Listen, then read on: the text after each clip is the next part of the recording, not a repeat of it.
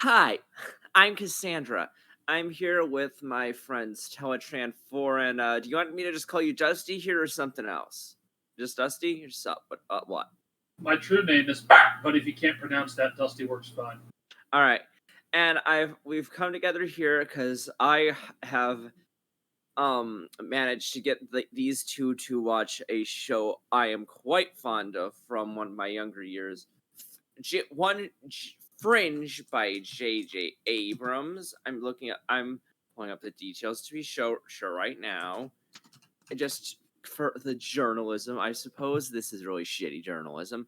It started in 2008, and as you could probably tell, it is very early 2000s energy. I actually looked up that starting date earlier because part of me wanted to almost call this proto SCP, except no, the first SCP article released the previous year. Because this really feels like, yeah, like I was telling you, and this really feels like an SCP article focused on the unusual incidents unit, because it's even FBI. It's a detective slash detective type show about like dealing with anomalous incidents with this Fringe division, and I'm quite fond of it, even if it's overall a pretty good show, even though it turns into a different show for the last season, because as we know, JJ Abrams cannot just be bothered to write an ending in advance, like, ever. But as we'll start discussing the first episode. What were your, like, going into the show, like, what were you expecting? Like, did you know anything about this show at all or no? I expected some kind of weird shit to happen because I had the general impression of newer X-Files, basically. And, well, it started off really fucked up. Oh, yeah. Yeah, that was a strong intro, huh? Like, actively in my notes, at first I didn't even recognize his the guy who died's EpiPen or anything, and at first I thought, is this a play? Full-on zombification? And then I saw, full-on melting, and part of me thought, like, Manhattan Project? Because, like, I'd had some experience catching tiny pieces of the show here and there in the past.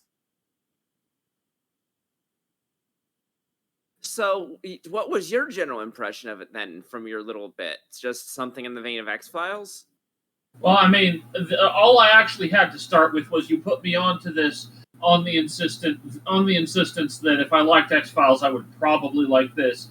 And my memory with names isn't always great, and I kind of had JJ Abrams and Joss Whedon kind of confused in my head, so I really wouldn't have watched it if you hadn't assured me it was good.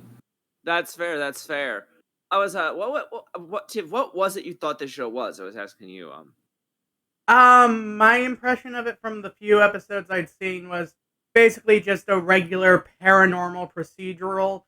But honestly, I was surprised by how much they were blatantly borrowing from actual things you see pop up in very harmful pseudoscience that pops up in certain circles in online and the like. Now, like, and of course, then after that you go into the blatant, like, oh yes, the two straight white people in bed scene. Yeah, the notes I had on that were, yes, TV post-sex scene, a requirement of all dramas of the time. Oh yeah, it was like prestige television or late 2000s. You know, one of it was just gratuitous post-sex scene. And, like, personally, I'd seen some brief snippets of future episodes of Fringe where Olivia and some other characters had some relationship drama. So one of the other notes I had was, okay, it's been a while since I've watched Fringe, but Olivia's boy toy at the start here isn't going to work out, huh? Oh yeah, it's so obvious. And then I wrote, yeah, John Scott is already giving some major disposable vibes. That's such a generic name, isn't it? John Scott. Like, is it? Yeah, part of me is thinking it's generic on purpose, honestly, but we'll get into that when we go over the next 2 episodes, honestly. Yeah, I'd actually had it figured. I flip-flopped at first because at this point, I had it figured that it's new Mulder and new Scully. Oh yeah, the first episode they're really trying to sell this as if it was X-Files, but if Mulder and Scully were explicitly romantic at the start. What I'm going in here at the start. What's your impression of Olivia? I'm curious. What do you think of her as our like big main protagonist? Me, I kind of like her. I definitely flip-flopped a little later in the episode here. She was definitely not new. She was definitely not new Scully. She is new Mulder or Girl Mulder. Yeah, basically, that's the impression I got from her, too. And I found it interesting there was, like, already animal experimentation and stuff in the crash, too. That was kind of interesting. And when my impression of her is she seems to have a very strong personality, but also seems to be way too willing to jump right onto the crazy bullshit, too. Well, I mean, she's new Mulder. That's or Girl Mulder. Exactly. It's Mulder's nature, and so too is Olivia's nature. And I believe it comes up in one of the later episodes that sometimes often rather, the simplest solution is the best. For example, this motherfucker's psychic. Oh yeah. Oh, and yeah, after they have that huge chase scene and everything later in the episode, and John goes up and the results on what it did to his body reminded me a lot of that not aliens but not actually aliens infection from the X-Files movie. Like aesthetically. That's the black oil, but yeah. Yeah.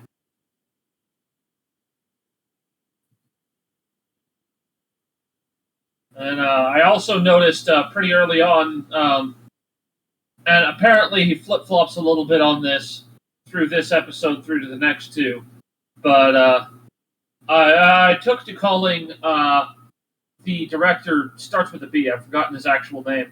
Black Agent Philip Boyle. Royals. Boyles, yeah, that's right. Well, I know him as Black Cigarette Smoking Man. Yeah, I can see that. He seems like really dismissive of Olivia at first here, but in the later episodes he seems completely 180 on that. Yeah, he's written really weird at first, but when he's like one of the most supportive, awesome leader characters in the show later on. Yeah, it doesn't look good for him in the Denomon of Ep3 though. And I just went the fucking that shitty ass research sequence. Like wow, just how half-assed the Googling is. Oh, that research sequence. Yeah, no. I definitely wrote that off as they don't want to show how boring actual research is on television. Oh yeah, it just really still stood out to me when she's like, tissue damage. Oh yes, that'll bring you exactly where you need to go. Tissue damage, tissue dissolving, tissue hardening, tissue plus dissolving. Honestly, I'll also just say this. With how messed up that guy's body is, no matter how good of a fucking counter agent there was, he should not have been able to get back up from that. Yeah, he should have been like out of action for the rest of his life, like regrowing his flesh. Well, I mean, his flesh wasn't actually coming apart. It was just really, really see-through. And I did like whatever they'd done to properly make the see-through Agent Scott. But, like, I mean, in theory, if there was juice that makes you see-through, and it also kind of makes you melt. And, like, crystallized, judging by what Walter was saying when he was studying him?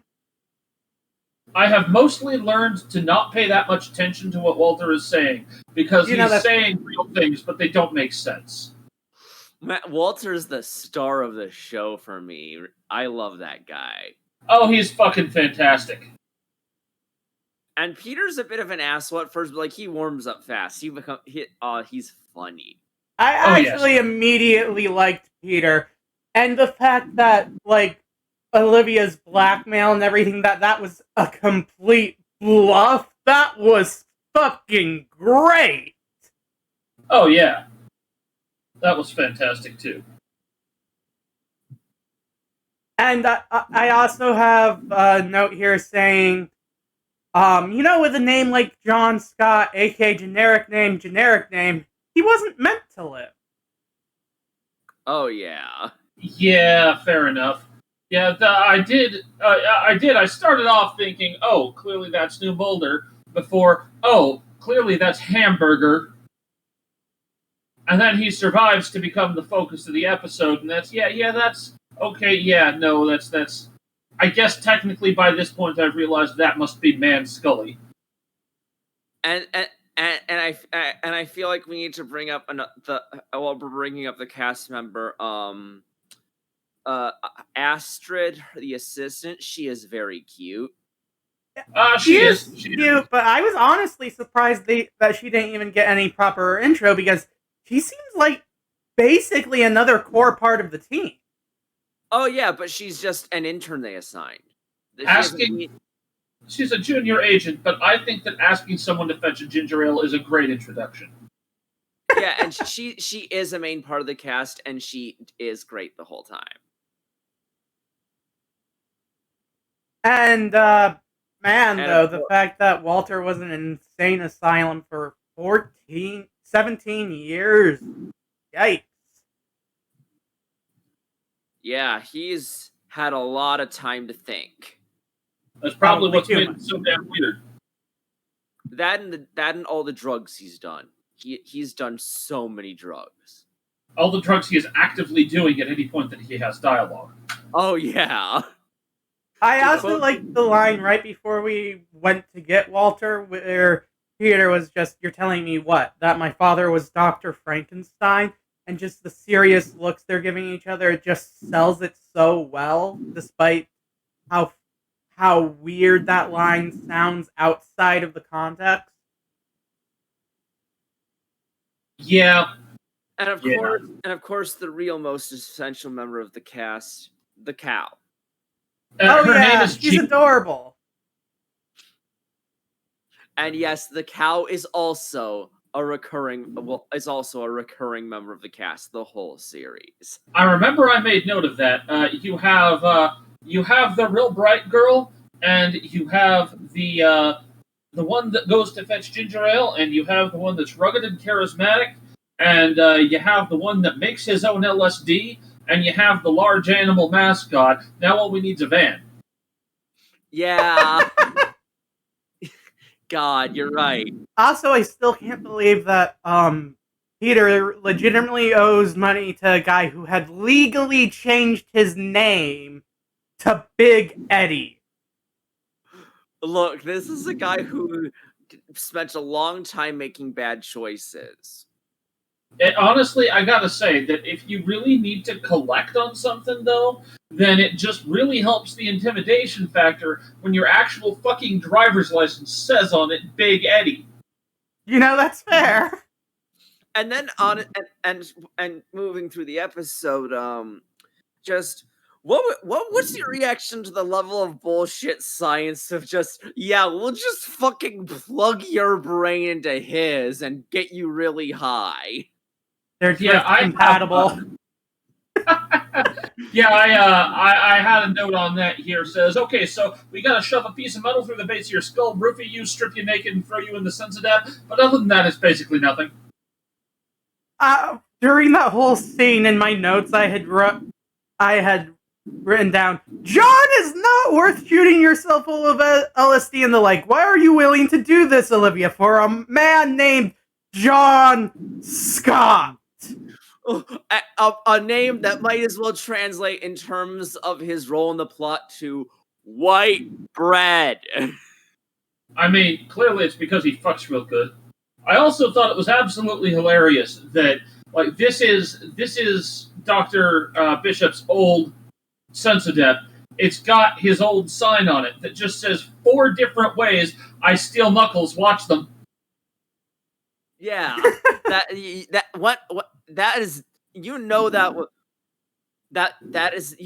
was put there after something happened. I mean, it seems like the kind of thing that's iterative. It's like they put on a new way of saying to keep your fingers clear. It's pretty great that this guy's clearly got several PhDs and needs a sign to tell him not to let the door bite his fingers off. Yeah, and that actually reminds me. What do you think of the fucking layer for our heroes? Oh, it's great. I really like it, honestly. If I wasn't already in a spaceship, I'd be tempted to go for a sort of Harvard lab setup. I really appreciated that bit in the 3rd episode where there's a fucking ominous knock at the door, and it's freshmen looking for Poli-Sci 101. Oh yeah, that was hilarious. Just the look on Olivia's face as she just cannot begin to express how wrong they are and being there. Yeah, just that beat of silence is fantastic. Also, is it just me, or is Massive Dynamic just such a generic name for a big evil company? Oh yeah, it's such a bland name for it. Honestly, it's like the first and second halves of 2 entirely different cyberpunk antagonist groups. Yeah. And I had called that, I'm doing some math here, because my media player doesn't display exactly the time I'm at, it displays the time I am from the end. So I'm having to do some quick math in my head. I was, if I've done my math correctly, 33 minutes into the episode when I worked out that, oh, hey, yeah, okay, this Bell guy is the actual cigarette-smoking man, isn't he? That's yeah.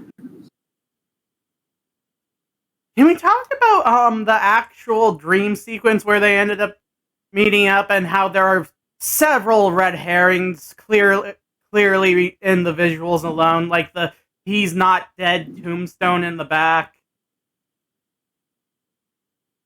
Oh shit! Yeah, I didn't even go through the details that thoroughly at all. I was not watching the details. I was watching solid paranormal procedural television. To me, was what that was. I was enjoying it like an X-Files episode. Yeah, that's fair. I also found it interesting that, from Olivia's perspective, where they were meeting was in an FBI building and everything. But I have to imagine, given John's probably a bit more complicated than that, he probably, probably influenced how they met in the mind space. Well, I mean, if you pay attention, there's an FBI floor, and then there's a whole lot of weird, fucked up desert just a little further out. I'm willing to bet that the FBI floor came from Olivia, and the weird, fucked up desert is John's. That makes sense, yeah. And what do you think of this executive director? That would be Ms. Sharp. Yep, I'm sorry, my brain was farting on her name. Nina Sharp, incredibly suspicious, very obviously under the thumb of, very obviously under Bell's thumb. She describes the singularity as the pattern, and while we're not there in the real world, I'm guessing based on her arm that they totally are in universe. Yeah, that seems pretty likely. In this first episode, I didn't get that much of an impression from her other than the fact that she was very clearly defensive over any sort of group or person going against Belle at all. But in the next 2 episodes, you see that she's really emotionally manipulative herself. And I don't like her. Oh, yeah, no, for sure. Something I did like, though, is the fact that Peter answers the phone with "Crazy House." Yep. To finish this episode up, what do you really think is going on so far with like John Scott and suddenly turning traitor like that? I wasn't really sure entirely what to make of it, although he was very obviously a pawn who knew too much, and the entire plan was to get him killed. Yeah, based on just the information we got in this episode. From the next two episodes and their anomalies present during that week, I have a bit more of a theory about John, but even that's thrown up into the air after the ending of the third episode. So with that, are you ready to move on to discussing episode 2? Yeah, I suppose so. All right, episode 2 starts with a opening sequence that I quite frankly hate, and it is very uncomfortable. Oh, there is one point real quick. The chapters on my download are labeled strangely. Most of them are blank. The ones that are there only have one letter. The chapter titles for the first episode spell out observer, and the chapter titles for the second episode spell out child. You'll see. There is something there. Oh, fun. But yes, that opening sequence is. But yeah, you'll see more about what those mean in future episodes. Awesome. But yeah, that opening was uncomfortable. And it's very obvious that I got his name way earlier in the episode because I was looking through my Amazon Media's X-ray feature thing, so I know that this guy at the start of the episode is named Christopher. And my initial thought was, oh, this guy doesn't have a last name. He's probably the initial anomalous subject, huh? And then straight into the accelerated pregnancy, and I wasn't even sure it actually was a pregnancy at first. Yeah, I have a note here that reads, crunch, rip, flatline, what was that? Well, I don't know. You tell me, Doc. She said she wasn't pregnant.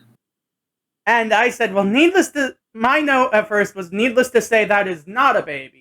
Which, surprisingly to me, it was a baby. For 2 seconds. Yeah, well, I mean, not by the time it gets on screen, I don't think. Yeah, no. And I had remarked that, this is that 2000s Cradle to the Grave Xbox ad, only it's a serious television show. Oh, yeah, God. It is, isn't it? Oh, my God. Also, I feel like... Oh, yeah, I forgot to mention, the opening is short, but I think just sweet enough. You know what I mean? Oh, yeah, the opening and, the little music cue is really nice. Oh, yeah. The opening is quite nice. I will admit, this is one of those things where I do prefer X-Files. I like X-Files' typewriter in the corner, too, as opposed to the floating text. Oh, yeah, that's fair.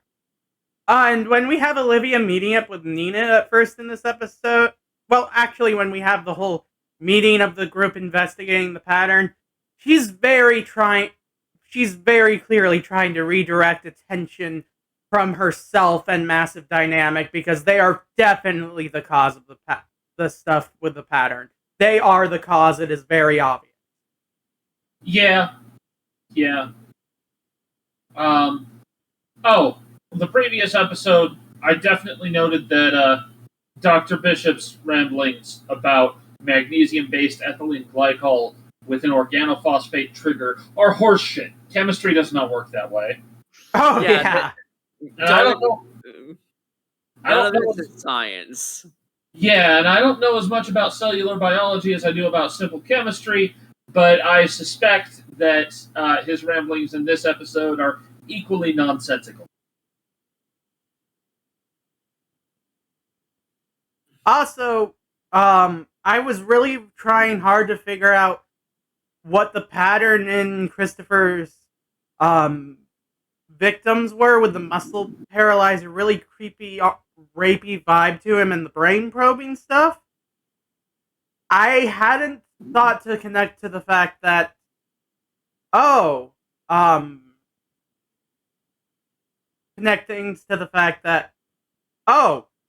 Walter said that the baby was earlier on said that the quote-unquote baby was the result of one of the subjects from the previous experiment.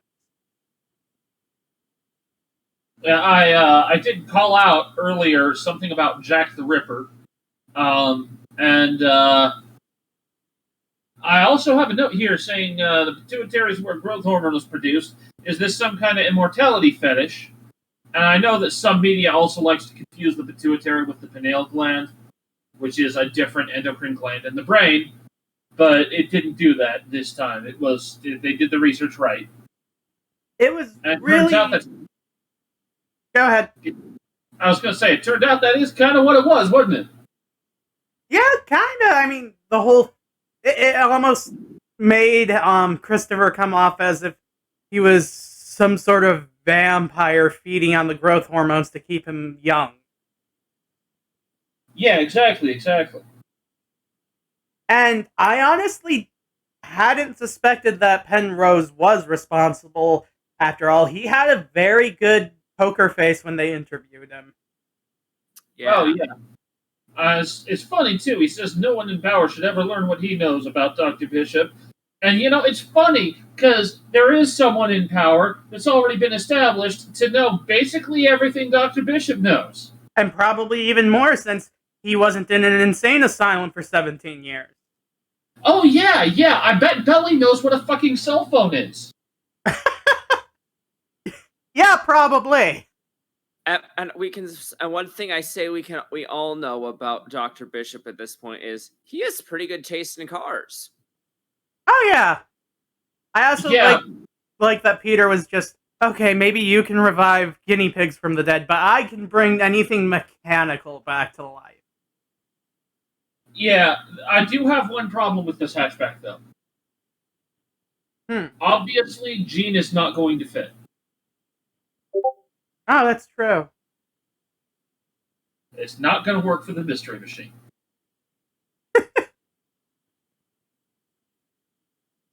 Also, with the whole generic names and everything of these test tube soldier babies, it just made my brain immediately jump to the theory that was John one of these test tube soldier babies too?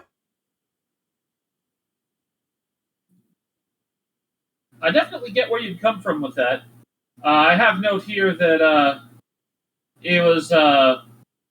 I should be done with the X-Files parallels by now. Spoiler alert, I'm not. But clearly this guy is just a slightly less threatening Eugene Victor Toombs. Oh, yeah.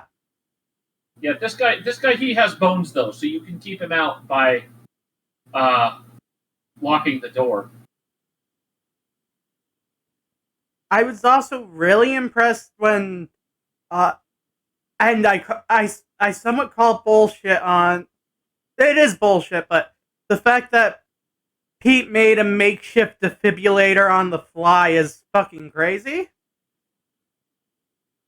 Yeah, fair enough, but if there's already kind of half of one there, you don't need a whole hell of a lot, as long as you've got,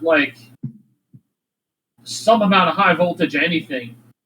Oh, yeah. All it really does is it shocks you. I just really found it impressive that he was able to get that together. That was really cool, honestly. He really is as smart as his dad. Oh, yeah. Dude's fucking clever. Also, I liked how Massive Dynamic, with its absurd power, is basically trying to snipe Olivia away from the FBI right under their noses already, because they know she's a threat. Yeah, that's pretty fucking fantastic. What did you think of their presentation for getting the images out of the eyes of the dead thing? Oh, that was one of those bits that I wrote that this is one of those situations where you need to just make something up rather than trying to derive it from anything that's actually known, because that explanation is such absolute baffling horse shit. But like the muscle relaxants only operate on motor neurons. It was already stated that the victim remained conscious and sensate. And it's just like the neural nets that we have don't work on dead people. I actually didn't go into that, but we have neural nets that can kind of read minds, but they're blurry, smudgy messes.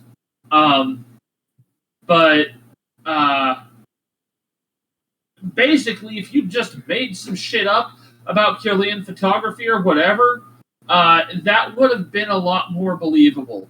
They explain just enough for it to completely destroy any immersion and immediately tell me that's complete bullshit. That's fair.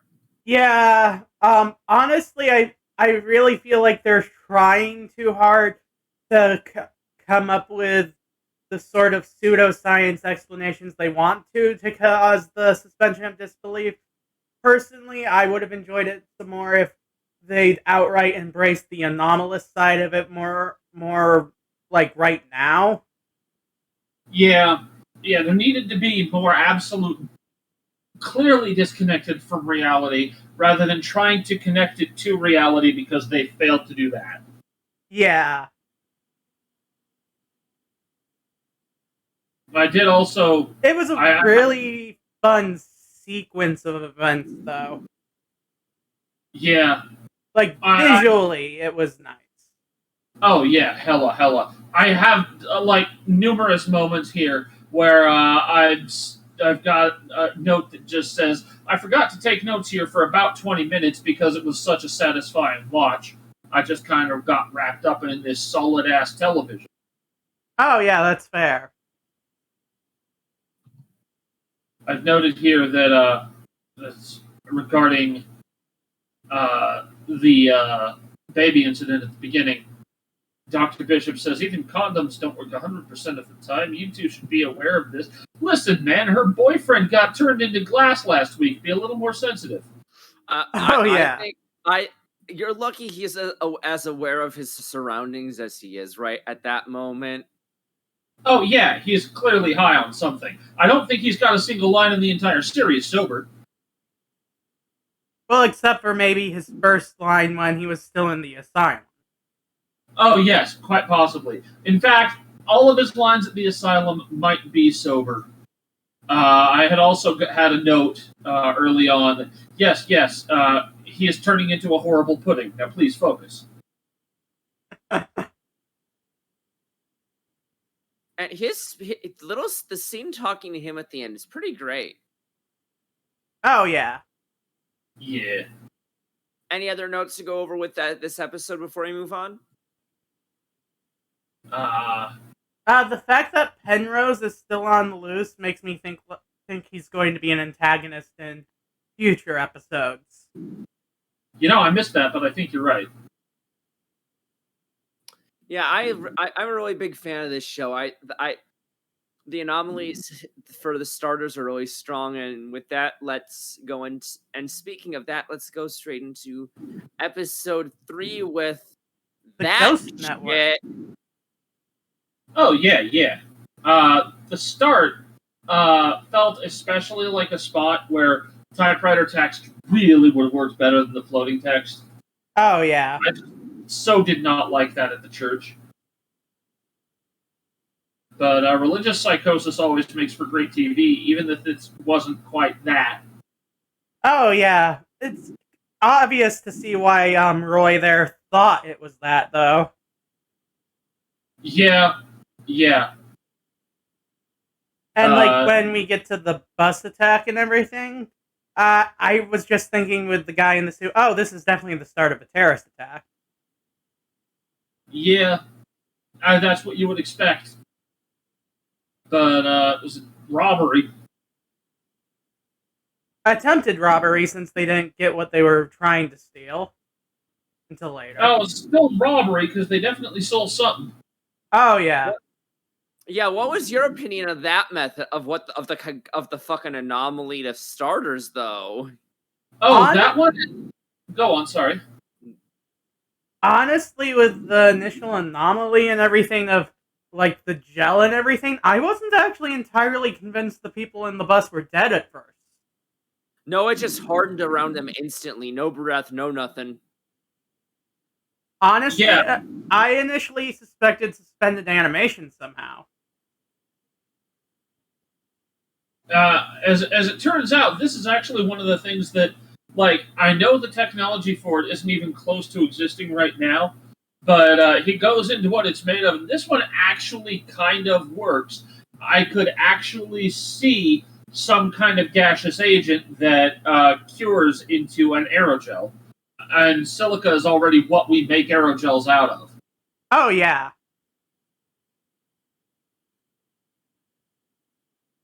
So this one is actually alarmingly plausible, although again, nowhere close to real. Like that, it just says, I don't know about you, but like, they're just something so specifically nightmare fuely. And if I am completely honest, for at least one person, at least some people out there, awakening to fetish fuel. You shut up. Oh, there's absolutely some people who saw what made the police officer throw up a little in his mouth and thought to themselves, "Oh, that's hot." Yeah. God. At least I don't think we had that problem with the airplane at the start. That's true. That is true. Though I've And then, seen some things on the internet. and then you have the incredibly awkward funeral scene. Oh, Oh, yeah. yeah. Like, The only go on, sorry. honestly, the whole ironic funeral scene and awkward funeral scene and everything, honestly, added points to my theory of John being artificial in some way, because it felt like his mother was acting. Like, acting to act. An actor acting like they're acting. Yeah, I get you. And then you have Walter being Walter. Oh yeah, I fucking loved the bit where he moves to catch the phone like it's a really big bug. And he hands it back to Peter afterwards, like, "I stopped it moving." You sure did. You sure did, Walter. And yeah, it seems like Peter's mafia ties are starting to come back to bite him during that scene. Yeah, I think his enemies are going to be a deuteragonist. Probably. Oh yeah, and I noted that there's a minor plot hole that the bag didn't trap any of the plastic gas, despite that it should have. Oh yeah. Yeah, shouldn't it be covered in like little bits of the stuff at least? It should, and it should have trapped some in, like some in the gaseous form would have passed through the fabric. Would have passed through the fabric. So it should have congealed inside there. Yeah, it should just be a big chunk of the stuff. Well, I don't know that it would have been enough to fill the thing, but you should have some chunks, and they'd be like stuck to the inside or stuck to some of the stuff inside. I have a note for when Olivia met up with Grant that Grant is definitely sus. I called it again.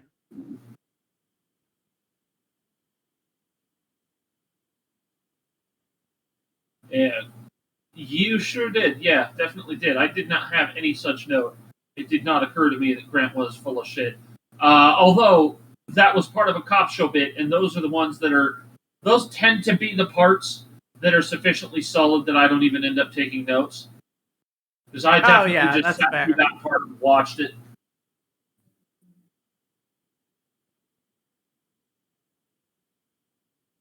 The whole history between Roy and Walter was kind of interesting, and the explanation for the visions was, yeah, complete bullshit, but I found it a little more fun than the previous episode's complete bullshit. It sounds like something you'd actually see attempted if this kind of anomaly, if this absolute kind of horseshit pseudoscience like worked at all. Yeah. It seems like something like you tune into Coast to Coast AM and hear somebody coming up with over on a phone call. Yeah, if you pulled up Coast to Coast, would you be at all surprised if you heard someone ranting about the Ghost Network? Not in the slightest. But yeah, the history between them was amusing, if only in part because Peter points out he's one of your test subjects, though, and then the doctor's eyes light up and it all fucking comes together in his head. Oh, yeah! That's why he's like this. I fucking did it to him. Oh, yeah.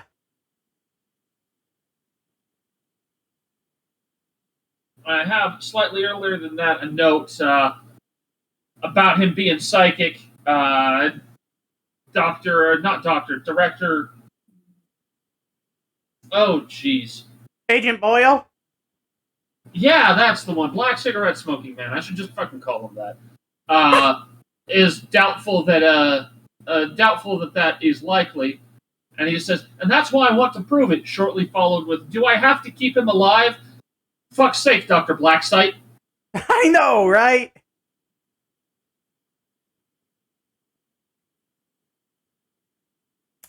Slightly earlier, I also have notes about the fact that Nina is overall very manipulator-like and is very clearly trying to use gaslight tactics on everyone involved in this.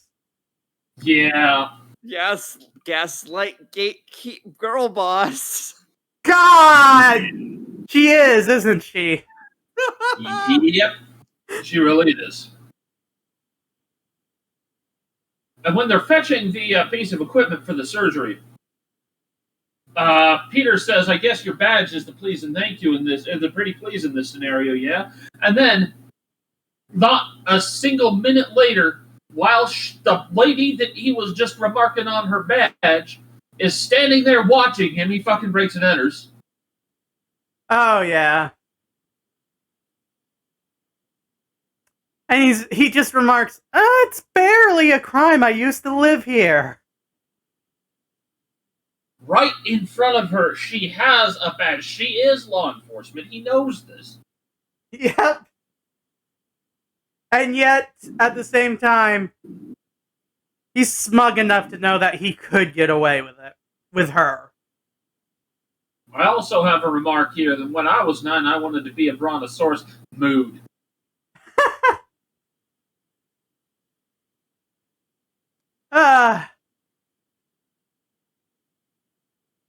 But did I just kill both of you, or is Teletran losing connection here? Oh, I am? Weird. Well, you're back now. Go ahead and say whatever you were saying, because we lost all of it. Oh, I was just laughing.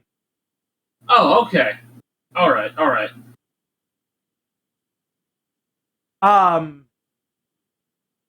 And yeah, honestly, the whole device they used for the surgery actually gave me vibes of Doc Brown's initial device he was wearing when he came up with the idea for the time machine in the 50s.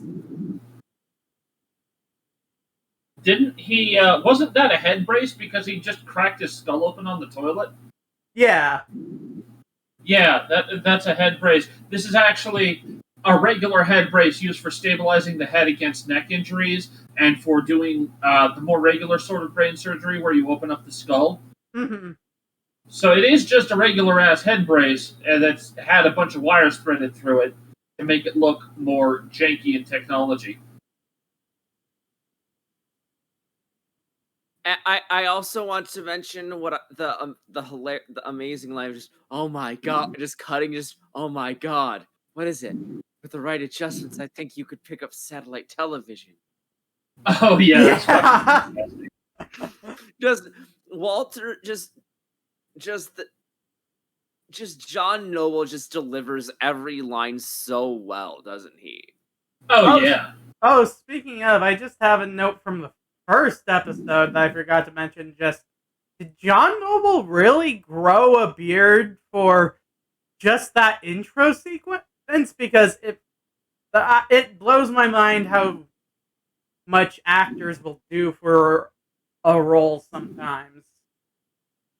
Yeah, I've heard of them growing beards. I've heard of them putting on and then taking off like 80 pounds in the course of a few months. Oh, yeah. So, like, actors are really committed. I think he very well might have. Either that or the makeup artists are brilliant. One or the two, yeah. To be fair, the makeup artists somehow managed to make John Scott's actor transparent, so... And what do you think is going on with these weird disc things? The disc that they cut out of the lady's hand and whatnot. Yeah, I think that they kind of halfway explained that. It's a crystallographic matrix for holding a cryptographic key.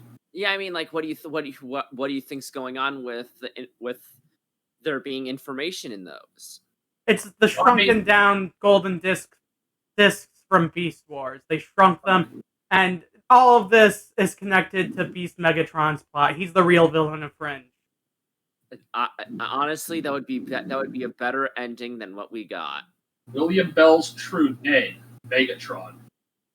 Well, technically his true name would be Galvatron then, because Beast Megatron's original name isn't Megatron. Okay, I can at least tell you the actor, because the funny thing is, his actor has been in Transformers. Wait, really? As Galvatron, he's Leonard Nimoy. Oh my god! That's glorious. So that means Nina is Gaslight, like Gatekeep Girlboss for Galvatron. Yes, exactly. Ouch! She's Nina Sharp is our Cyclonus here. Oh my god. Ouch. The reaching! I hurt my shoulder. Oh, you gotta be careful about that. You're still a scapegoat.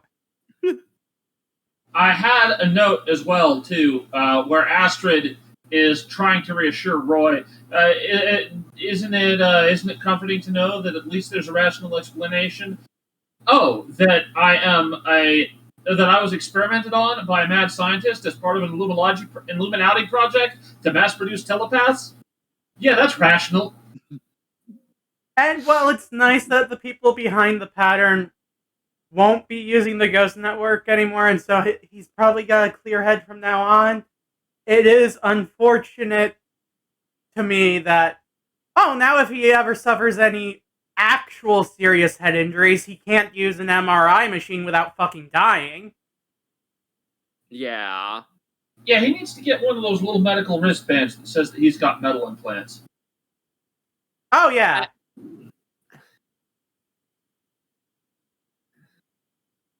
Meanwhile, if you don't have any more notes before, do you have any more notes before we go into covering the ending here? I have two. One is that organometallic compounds don't actually do that. They don't actually display ferromagnetic properties because you've got organometallic compounds in your blood right now in the form of heme iron. That's an organometallic compound. It's even iron. If there was going to be a paramagnetic one, it would be that. And yeah, that's something I actively noticed too. They seem surprised by the presence of metal in his blood at all, but that's absurd because there's always iron in human blood to some degree, just not the magnetic kind. I gave them the benefit of the doubt on this one on account of metal not only refers to specific chemical elements, but also a state of matter. It's actually possible to achieve that state of matter without any metal elements present. There's a compound of sulfur and nitrogen that's a polymer. It's actually weakly explosive, and it looks kind of like gold or brass because it is a metal. It does conduct electricity, but it's got no metals in it. That is fucking insane. By the way, I think for the thumbnail, I'm just going to make a fucking Photoshop image of Nina Sharp next to Galvatron with that quote. just Fringe spoiler cast, episode 1. Nina Sharp is Cyclonus. Well, actually, I was going to go with Nina Sharp, Galvatron's Gaslight, Gatekeep, Girlboss. Yeah, that works. Yeah. And the other note you were going to talk about, Dusty? The other one was that I'm not actually sure if iridium is ferromagnetic, but then I went and Googled it while I was talking, and yes, it absolutely is. It's in the cobalt group. If you had iridium dust in your blood, then yes, an MRI machine would fuck you up. The cobalt group would be an excellent name for a rock band. Honestly, at that point, you'd want to go prog or some weird shit. My last note was, John's actively having information pulled from his head. What do you think's going on with broils here, by the way? And it's and I just want to emphasize it's broils with an R, not boils. That's not what the Amazon X-ray said on his name. Yeah, the subtitles that are in my copy definitely said broils. But I have the note of that right at the end here. The very last note I took, spooky reveal of Black Cigarette Smoking Man actually being Black Cigarette Smoking Man. Oh, yeah.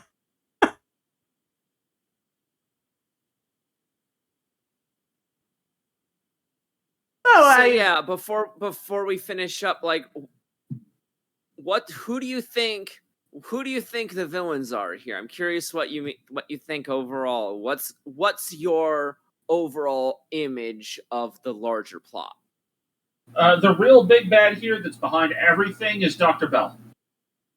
Yeah, that definitely seems obvious. And what do you think is going up with this pattern that they've mentioned? And that's just the technological singularity as far as I can tell. Maybe it's aliens. Honestly, the whole pattern thing, I kind of figured it's just they've noticed as Massive Dynamic is performing more crazier experiments and everything off the books. All right, that sounds good theories. I would give you some, but I know this show too well as I watched it when it was newer. So I think that seems like a good place to wrap things up. We don't know when we'll do another episode of this, but it sure seems we'll be doing one with how well it's gone over. What do you think of it so far, like in terms of just quality? This show, absolutely real nice quality. I've got some of my preferences for X-Files over it in a couple of different ways that they did things. I already mentioned them, but it's just real solid paranormal television. I did get lost at many points just sitting there and having a good time watching. Well, I think that we'll definitely have to pick this up again in the future. What do you think, Tiv? I had a lot of fun watching it, and it definitely gave me some really strong SCP Foundation vibes with everything. And I waited until last minute to watch all 3 episodes, but I honestly don't mind because the show actually is very binge-worthy, I feel. So after we do that new Nightmare video, you eager to pick up some more Fringe? Oh, yeah, sure. Oh, yeah, sure. Awesome. I think that sounds like a good end for this Fringe spoiler cast episode 1. I'm Cassandra of the Void with Teletran 4 and Dusty the Rat Catcher. And we'll be signing out now. You have a great day.